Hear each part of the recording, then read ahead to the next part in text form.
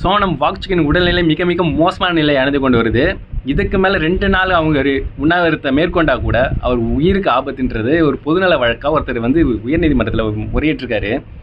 அவருக்கு இமிடியேட்டாக கோர்ட் அவருக்கு சாப்பாடை கொடுக்கணுன்ற அளவுக்கு ஒரு ஆர்டரை பாஸ் பண்ணணும்னு சொல்லிட்டு இருக்காங்க. முக்கியமாக மத்திய கல்வித்துறை அமைச்சர் தர்மேந்திர பிரசாத் அவர் நீட் முறைகேடு அவரால் நடந்தது, அவர் இந்த பதவி விட்டு விலக வேண்டும் என்பதற்காக மட்டுமே இத்தனை 19 நாளாக போராடிட்டு இருக்காரு. இந்த அரசாங்கம் சரி கிடையாது, இவங்க பண்ணுற விஷயம் சரியில்லை. அது மட்டும் கிடையாது, இவர் தான் உயிரை கொடுத்து போராடிட்டு இருக்காரு. ஒரு சோசியலிஸ்ட், ஒரு இன்ஜினியர், ஒரு சயின்டிஸ்ட் என்ற வகையில் ஒரு மிகப்பெரிய ஒரு நல்ல வேலையில் இருக்கக்கூடியவர், நல்லா சம்பாதிக்கக்கூடியவர். இவர் மக்களுக்காக போராடி அந்த நீட் முறைகேடை எதிர்த்து பண்ணிகிட்ருக்காரு. இதற்கான சப்போர்ட் என்பது மற்ற சோஷியல் மீடியாவில் எங்கேயுமே அந்த அளவுக்கு பெருசாக தெரியல. ஏன்னா 18 நாள் கழித்து தான் இப்போவே வந்திருக்கு.